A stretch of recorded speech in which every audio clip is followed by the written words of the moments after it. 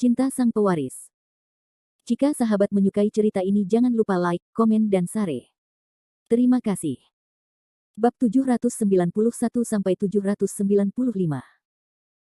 Bab 791. Setelah Mengdi mendengar perkataan pria paruh baya itu, keanehan muncul di matanya. Mau tak mau dia menoleh ke pria paruh baya itu dan bertanya, "Paman Zhou, bagaimana kamu tahu kita akan pergi ke Hongyadong?" Hehe.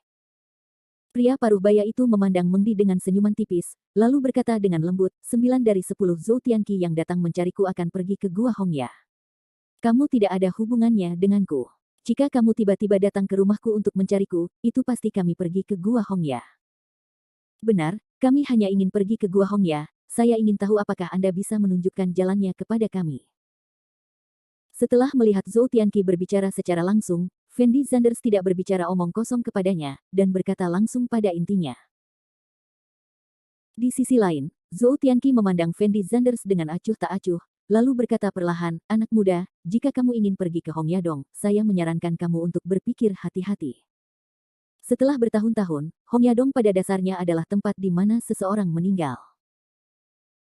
Tidak ada yang keluar hidup-hidup kecuali saya, terutama orang luar seperti Anda. Saya tidak tahu berapa banyak orang yang meninggal di sana, jadi saya menyarankan Anda untuk menyingkirkan ide ini, tidak perlu memperebutkan poin di Gua Hongya mempertaruhkan nyawa mereka demi sesuatu. Apakah kamu tahu rahasia di dalam Gua Hongya?" Fendi Zanders membeku sejenak, lalu bertanya dengan lembut kepada Zhou Tianqi. "Dikabarkan bahwa ada ramuan yang sangat berharga di Gua Hongya, tapi saya tidak tahu apakah rumor ini benar." "Banyak orang meninggal di Gua Hongya karena ramuan ini," kata Zhou Tianqi dengan suara rendah. "Sepertinya memang ada obat mujarab di Gua Hongya." Fendi Zanders mengangguk sedikit. "Tempat itu sangat berbahaya, sebaiknya kamu tidak ikut bersenang-senang," kata Zhou Tianqi lembut kepada Fendi Zanders. "Lalu bagaimana jika aku harus pergi dan melihat?" Fendi Zanders menyipitkan matanya dan bertanya dengan lembut kepada Zhou Tianqi. "Jika kamu benar-benar ingin pergi, aku juga bisa menunjukkan jalannya kepadamu, tapi aku ingin memberitahumu dengan jelas, aku hanya bisa membawamu ke pintu masuk Gua Hongya, aku tidak akan mengikutimu masuk," kata Zhou Tianqi perlahan. "Oke." Fendi Zanders langsung mengangguk. "Ada juga biaya panduan sebesar 1 juta. Zhou Tianqi memandang Fendi Zanders dan melanjutkan. 1 juta. Setelah Mengdi mendengar nomor ini, dia langsung membuka mulutnya lebar-lebar, dengan ekspresi luar biasa di wajahnya. Dia tidak dapat menahan diri untuk tidak mengerutkan kening dan berteriak, "Paman Zhou, bukankah kamu seperti seekor singa, hanya meminta kamu untuk menunjukkan kepada kami jalan, tidak meminta kamu untuk menemani kami ke dalam gua, kamu sebenarnya ingin 1 juta. Aku mendapatkan uang ini dengan hidupku. Meskipun aku tidak akan menemanimu masuk, bukan berarti aku tidak dalam bahaya. Dan aku telah membayar harga ini selama bertahun-tahun. Jika menurutmu itu terlalu mahal, pergi cari seseorang untuk menunjukkan jalannya padamu," kata Zhou Tianqi dengan nada yang sangat tegas. Jejak ketidakberdayaan melintas di mata Mengdi saat dia memandang Zhou Tianqi. Bagaimanapun, Zhou Tianqi adalah satu-satunya yang mengetahui keberadaan Hongyadong di seluruh lembah Yaowang. Jika Zhou Tianqi tidak memimpin, maka Fendi Zanders, Mengdi, Long Chao dan yang lainnya akan menemukan Hongyadong sendirian, dan mereka tidak tahu kapan mereka akan menemukannya. "Oke, 1 juta adalah 1 juta, selama kamu bisa membawa kami ke Gua Hongya." Setelah Fendi Zanders ragu-ragu sejenak, dia mengangguk sedikit. Meski harganya memang agak mahal, namun jumlah uang tersebut tidak berarti apa-apa bagi Fendi Zanders. "Oke, kapan kamu akan pergi?" Setelah Zhou Tianqi melihat Fendi Zanders setuju, sikapnya segera berubah, dan dia bertanya kepada Fendi Zanders sambil tersenyum. "Tunggu sebentar." Namun saat ini, suara seorang wanita terdengar dari luar halaman. Setelah mendengar suaranya, semua orang tanpa sadar menoleh untuk melihat ke pintu. Saya melihat Yuruyan berjalan ke halaman dengan dominan bersama pengawalnya. Setelah Fendi Zanders melihat Yuruyan, sesuatu yang aneh muncul di matanya. Dia bisa merasakan bahwa Yuruyan ini juga seharusnya ada di sini untuk Gua Hongya. Dan Yuruyan bahkan tidak melihat ke arah Fendi Zanders, dia berjalan ke arah Zhou Tianqi dengan sepatu hak tinggi, dan bertanya kepada Zhou Tianqi tanpa ekspresi, "Berapa banyak yang diberikan orang-orang ini padamu sekarang?" 1 juta, ada apa?" Melihat penampilan Yuruyan yang mengancam, Zhou Tianqi buru-buru menjawab dengan suara rendah. Aku akan memberimu 2 juta, bawa kami ke sana. Yuruyan berkata langsung kepada Zhou Tianqi. Setelah Zhou Tianqi mendengar kata-kata Yuruyan, dia tertegun sesaat. Dia tanpa sadar menoleh untuk melihat ke arah Fendi Zandersmengdi dan yang lainnya, lalu berkata dengan suara rendah, maaf, karena tawaran wanita ini lebih tinggi dari tawaran Anda, maka saya hanya dapat membawanya ke sana. Zhou Tianqi memimpin orang lain untuk menghasilkan uang.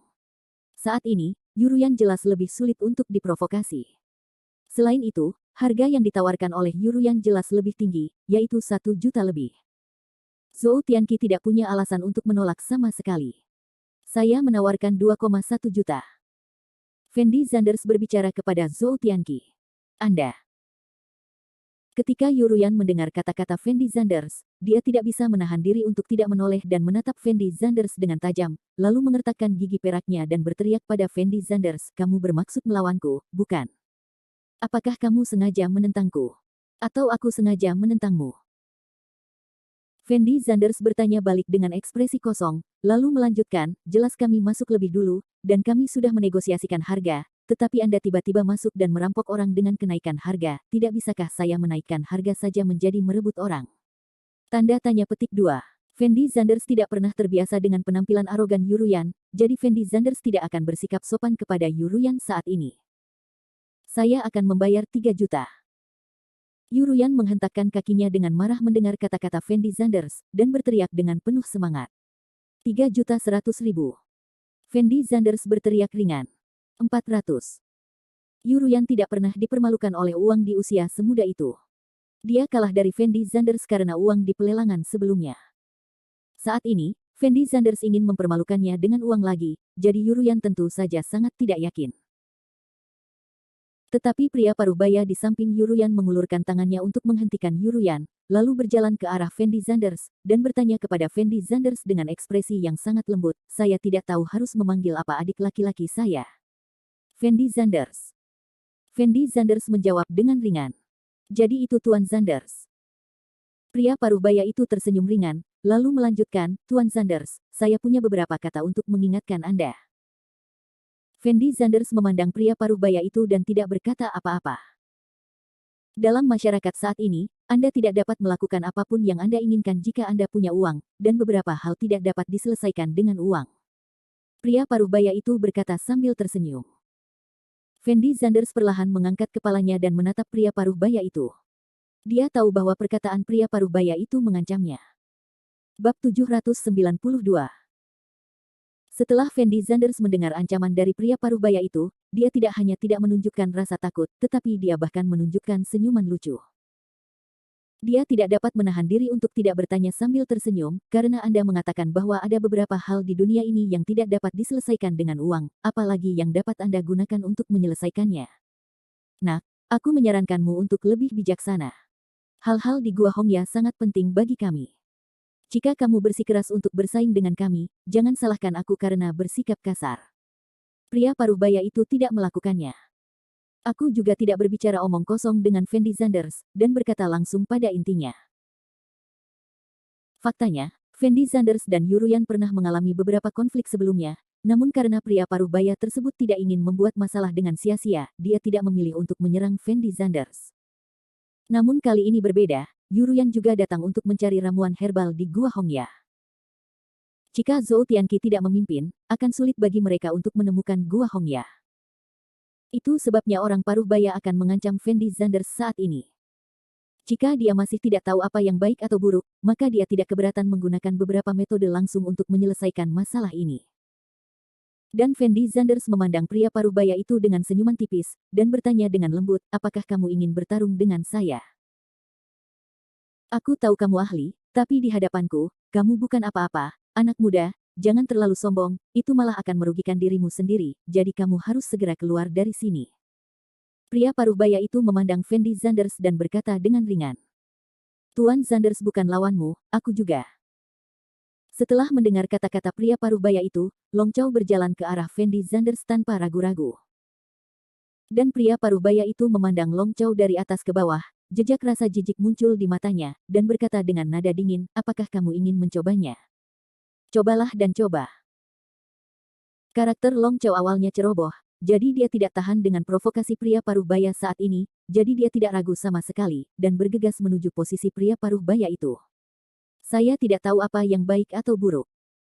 Setelah melihat gerakan Long Chow, Yuruyan memasang ekspresi jijik di wajahnya. Di matanya, perilaku Long Chow hanya meminta kematiannya sendiri. Di sisi lain, Fendi Zanders menyipitkan matanya dan melihat posisi pria paruh baya itu. Dia tahu bahwa dia pasti menghadapi beberapa kesulitan kali ini, jika tidak, pihak lain tidak akan begitu percaya diri. Tapi Zhou Tianqi memandang Fendi Zanders dan yang lainnya dengan ekspresi tak berdaya. Saat ini, dia tidak peduli siapa yang bisa menang sama sekali. Dia hanya peduli siapa yang memberi uang paling banyak, dan siapa yang memberi uang paling banyak, dia akan memimpin.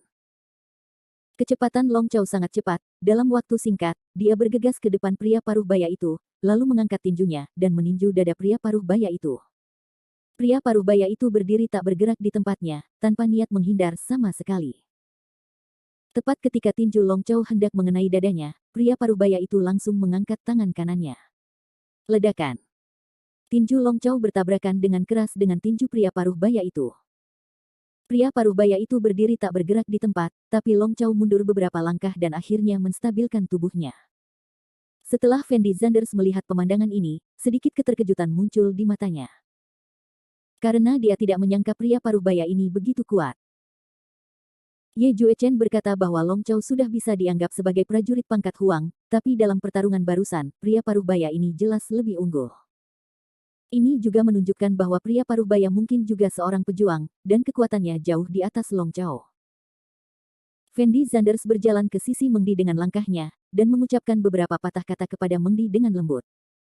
Setelah Mengdi mendengar kata-kata Fendi Zanders, dia mengangguk sedikit, lalu berjalan menuju posisi Zhou Tianqi. Di sisi lain, setelah Long Chow menstabilkan tubuhnya, ada kilatan aneh di matanya, dan kemudian dia akan terus bergegas menuju posisi pria paruh baya itu. Long Chow, hentikan. Tapi saat ini, Fendi Zanders tiba-tiba memanggil.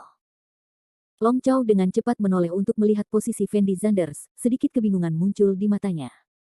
Kamu bukan lawan orang ini, lupakan saja.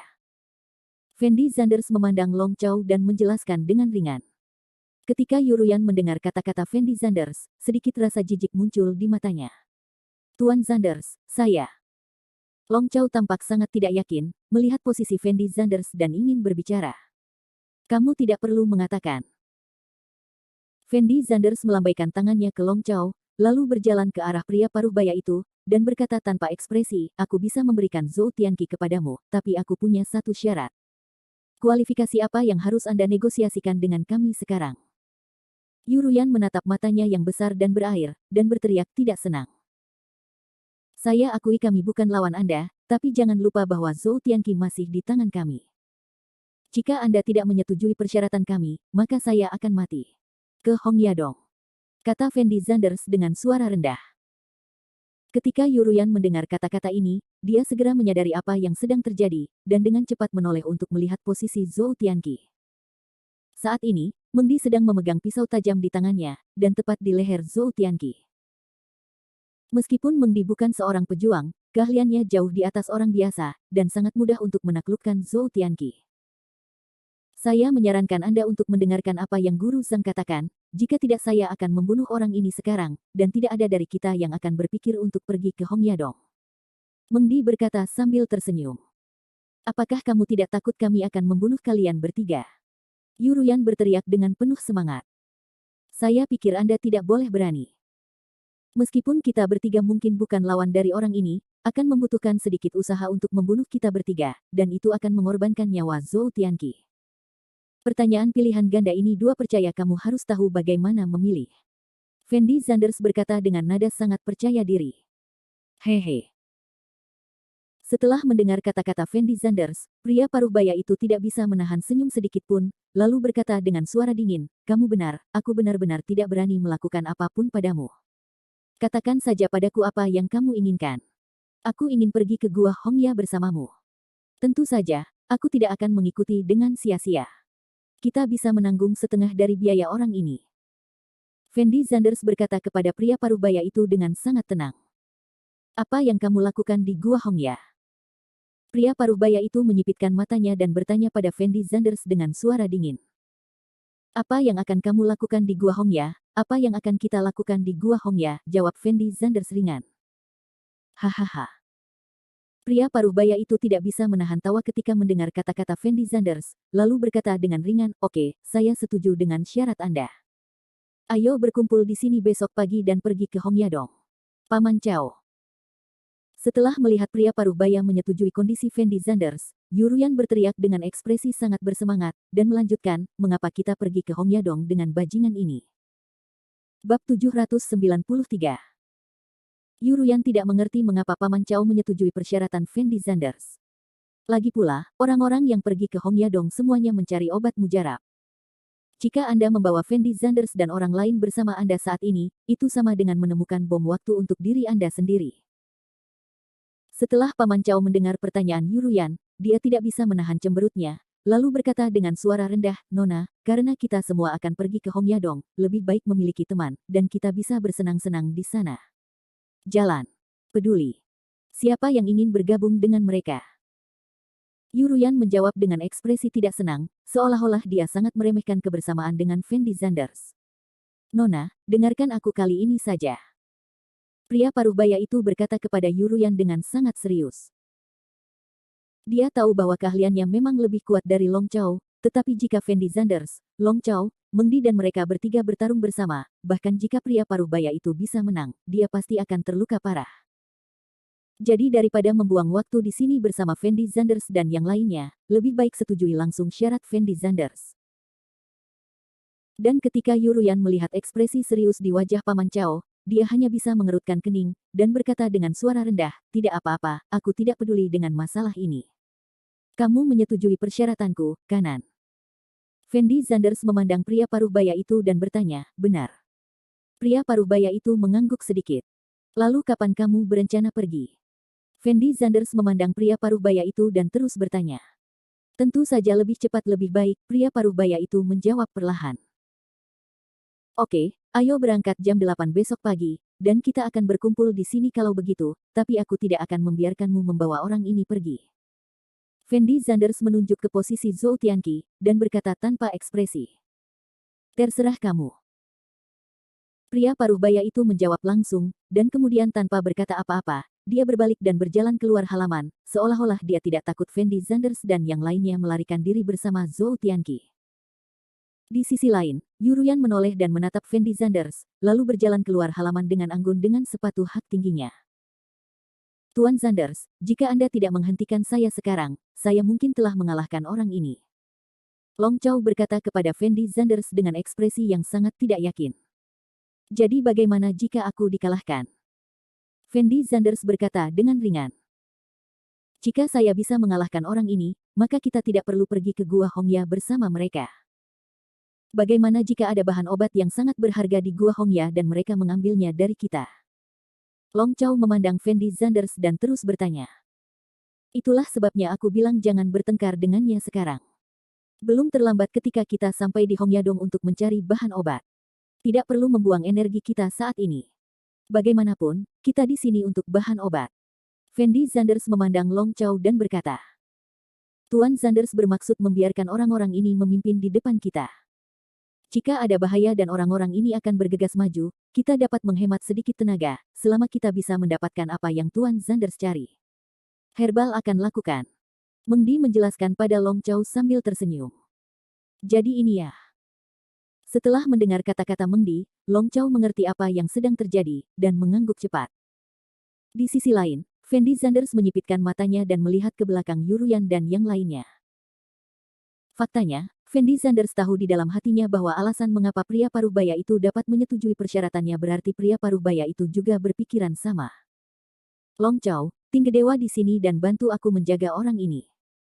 Mengdi dan aku akan kembali dulu, dan kami akan menemuimu besok pagi."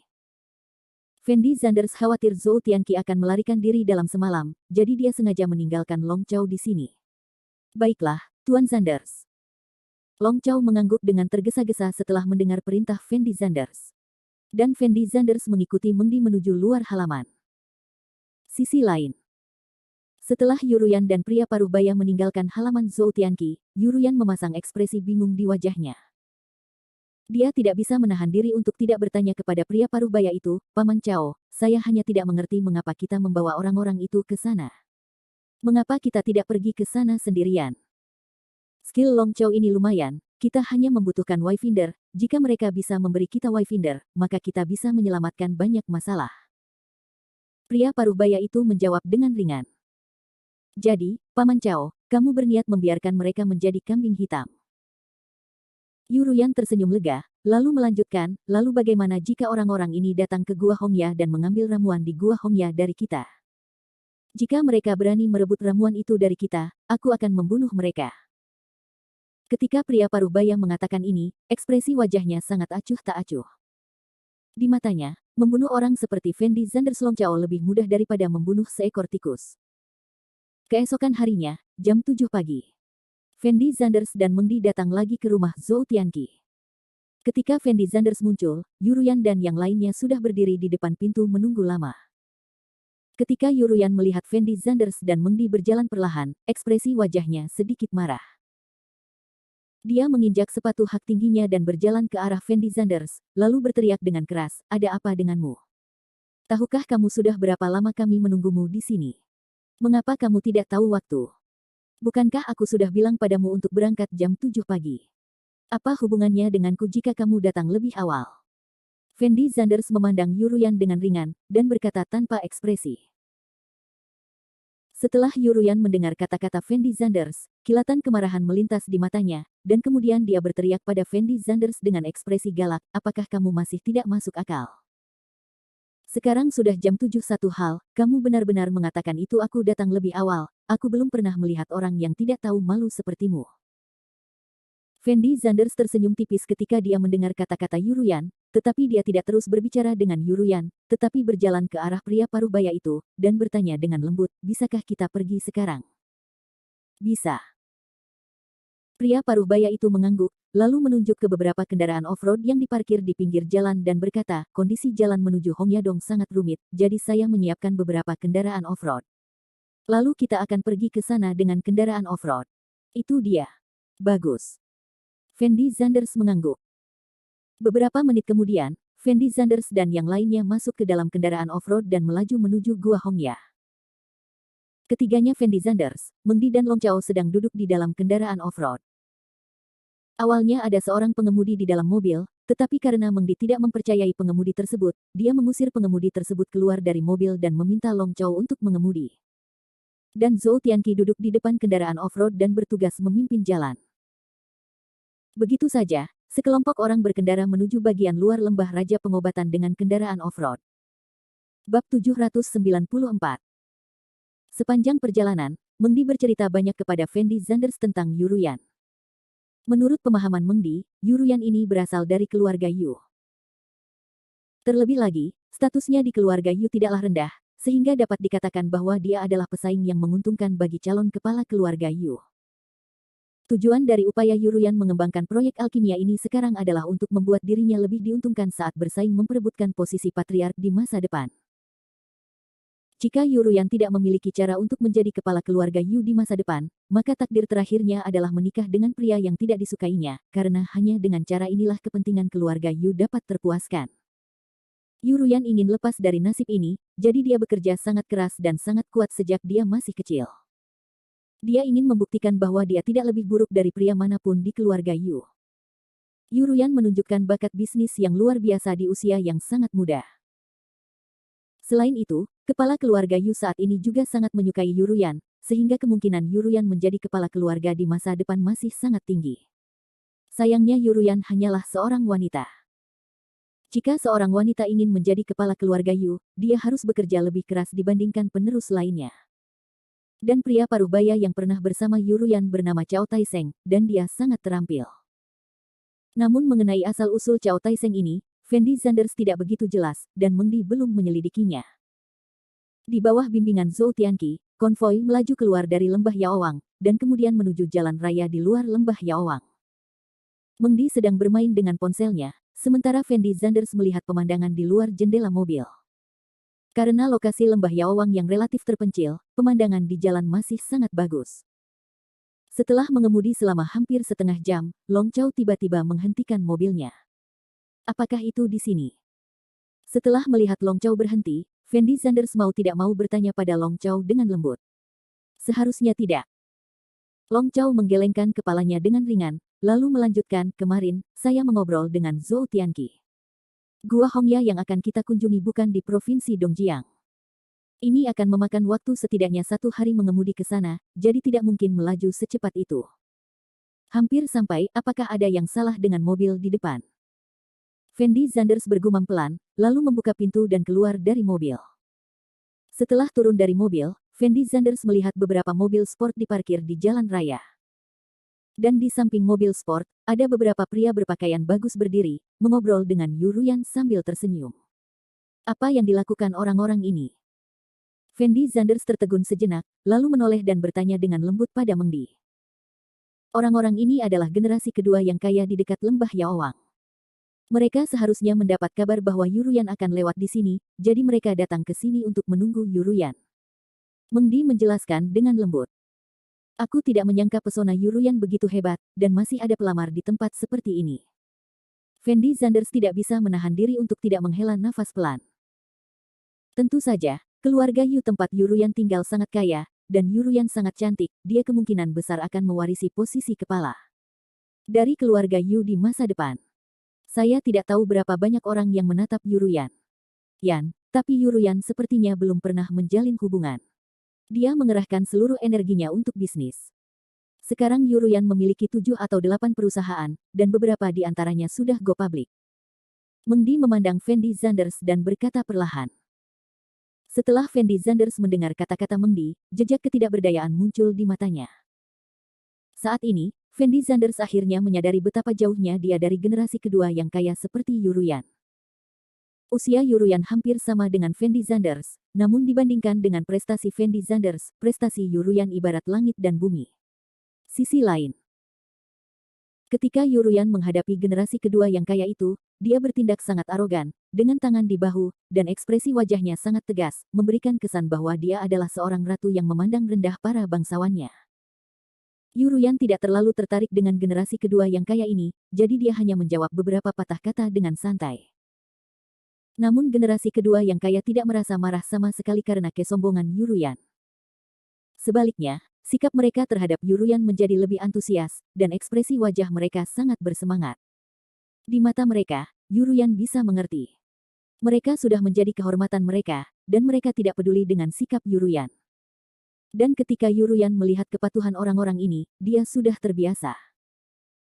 Lagi pula, Yu Ruyan sudah melihat terlalu banyak pelamar seperti ini sejak dia masih kecil. Yu Ruyan adalah wanita yang sangat cerdas. Saat dihadapkan pada pelamar seperti ini, dia tidak akan langsung menolak, melainkan memilih bergaul sebagai sahabat. Dalam hal ini, dia mungkin bisa memanfaatkan orang-orang ini suatu saat nanti. Status tertinggi di antara kelompok kaya generasi kedua ini adalah putra seorang wakil wali kota bernama He Wen. He Wen menghampiri Yu Ruyan, lalu bertanya pada Yu Ruyan sambil tersenyum, Nona Yu, saya tidak tahu kemana tujuan Anda kali ini. Kita akan ke Gua Hongya. Yu Ruyan tidak menyembunyikan apapun, dan menjawab langsung. Setelah mendengar kata-kata Yu Ruyan, He Wen dan yang lainnya membeku di tempat, dengan ekspresi luar biasa di wajah mereka. Karena mereka tidak pernah menyangka Yu Ruyan akan pergi ke tempat berbahaya seperti Gua Hongya. Nona Yu, Gua Hongya itu sangat berbahaya, saya sarankan Anda jangan pergi ke sana, saya tidak tahu berapa banyak orang yang meninggal di sana dalam beberapa tahun terakhir. Setelah ragu-ragu sejenak, He Wen mengingatkan Yu Ruyan dengan lembut. Tidak apa-apa, aku hanya ingin pergi ke sana karena bahayanya. Jawab Yu Ruyan ringan, lalu melirik ponselnya, dan berkata dengan lembut, Tuan He, ini sudah larut, kami akan berangkat juga, jadi saya pamit dulu. Apa, Nona Yu, apakah Anda tahu lokasi sebenarnya Gua Hongya? He Wen memandang Yu Ruyan dan bertanya. Aku tidak tahu. Yu Ruyan menggelengkan kepalanya dengan ringan, lalu menoleh untuk melihat posisi Zhou Tianqi, dan kemudian berkata dengan lembut, tetapi pria ini tahu di mana Gua Hongya berada. Apakah kamu tahu di mana Gua Hongya berada? Ketika He Wen memperlakukan Zhou Tianqi, dia jelas tidak sesopan dia kepada Yu Ruyan, dan bertanya kepada Zhou Tianqi dengan acuh tak acuh. Itu benar, saya bertanggung jawab untuk memimpin. Zhou Tianqi tahu bahwa He Wen adalah putra wakil wali kota, jadi dia buru-buru menjawab dengan nada yang sangat hormat. Lalu di mana Gua Hongya?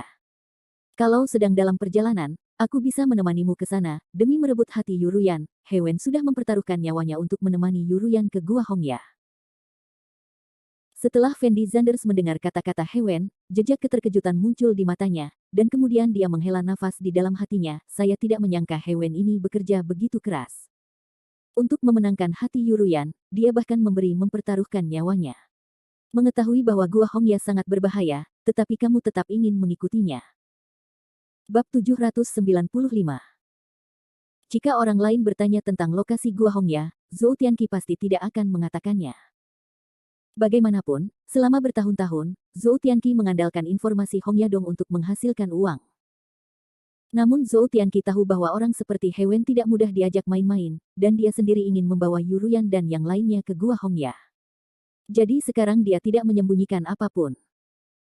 Tuan He, Gua Hongya ada di sisi Gunung Longhu, tapi saya tidak tahu bagaimana menjelaskan lokasi pastinya. Lagi pula, kondisi jalan di sisi Gunung Longhu sangat rumit. Setelah Zhou Tianqi berpikir sejenak, dia menjawab dengan lembut. Gunung Longhu. Hewen tersenyum tipis, lalu menoleh dan berkata kepada Yuruyan, Nona Yu, rumahku dekat Gunung Longhu, kalau tidak aku akan pergi bersamamu, dan semua orang bisa menjagaku. Setelah mendengar ucapan Hewen kata-kata itu, Yuruyan tidak bisa menahan keraguannya. Dia tahu bahwa Hewen memiliki kekuatan di lembah Yaowang, dan Hewen juga merupakan putra wakil wali kota, jadi akan lebih nyaman jika Hewen berada di sisinya.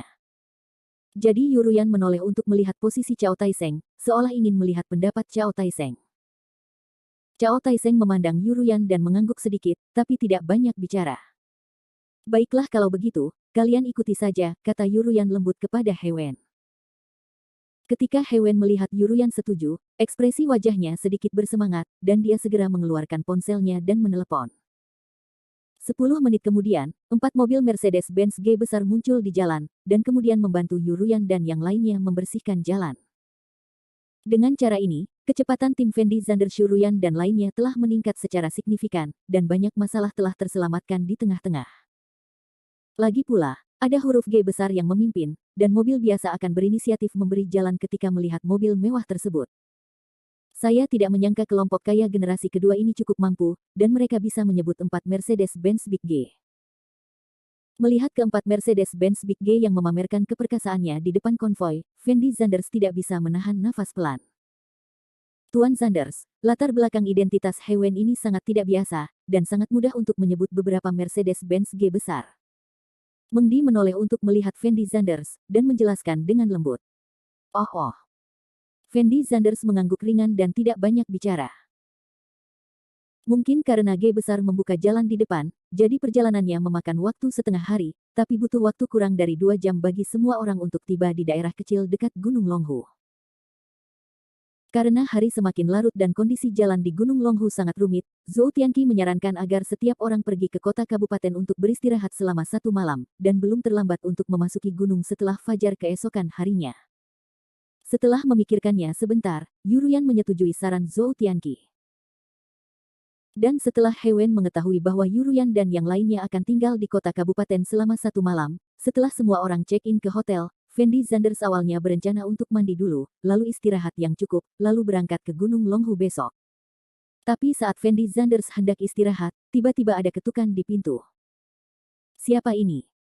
Fendi Zanders bertanya dengan lembut. Tuan Zanders, saya Cao Taiseng. Hakim daerah ini secara khusus menyiapkan makan malam di ruang perjamuan di lantai 5 setelah mengetahui bahwa Nona Yu ada di sini. Jadi saya ingin mengundang Anda dan teman Anda untuk hadir. Lagi pula, malam ini kamu juga akan bahkan tidak makan. Cao Taiseng di luar pintu berkata dengan nada yang sangat sopan. Dan Fendi Zanders mau tidak mau tertegun sejenak setelah mendengar kata-kata Cao Taiseng, dan kemudian secara naluriah ingin menolak, tapi dia mendengar langkah kaki. Cao Taiseng tidak memberi kesempatan pada Fendi Zanders untuk menolak, jadi dia berbalik dan pergi. Fendi Zanders tahu bahwa setelah Cao Taiseng pergi, dia menyadari bahwa dia memang sedikit lapar sekarang, jadi dia ragu-ragu sejenak, mengenakan pakaiannya, dan kemudian memanggil Meng Di Long Chao keluar kamar. Beberapa menit kemudian, Fendi Zanders Long dan Meng Di datang ke ruang perjamuan di lantai 5. Saat ini, ruang perjamuan sudah penuh sesak. Ada tokoh-tokoh terkemuka di kota kabupaten, serta generasi kedua yang kaya seperti Hewen. Orang-orang ini mengepung Yuruyan. Titik. Yuruyan berdandan sangat cantik hari ini, mengenakan gaun putih pendek, dengan pinggang ramping, payudara penuh, kaki ramping-ramping, dan riasan tipis di wajahnya. Dia terlihat seksi dan seksi dengan sedikit nafas glamor.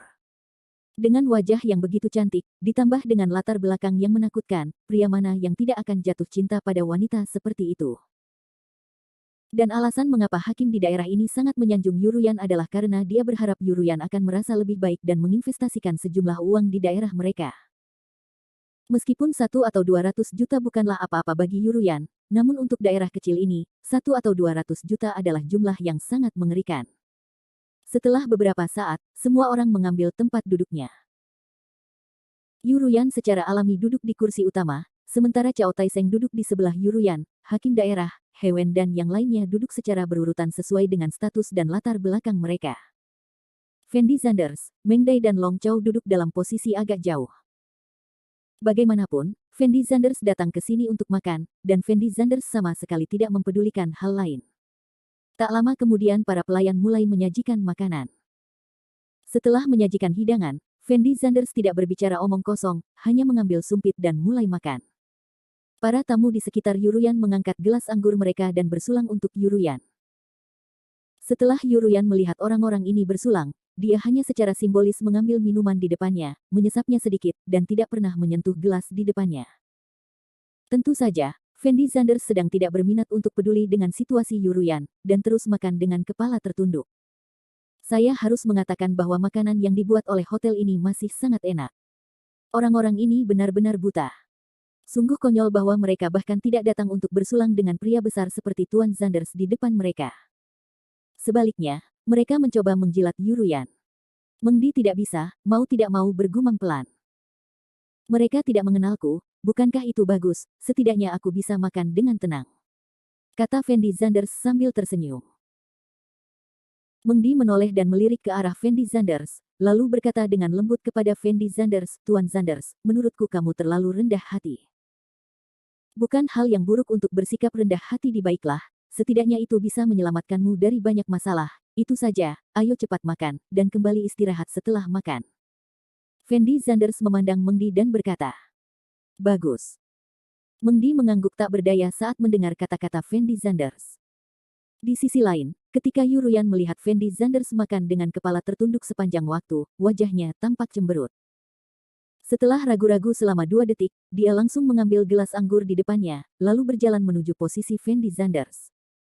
Saat ini, Yuruyan masih memiliki senyuman di wajahnya. Semua orang tercengang setelah melihat adegan ini, mereka tidak tahu apa yang ingin dilakukan Yuruyan.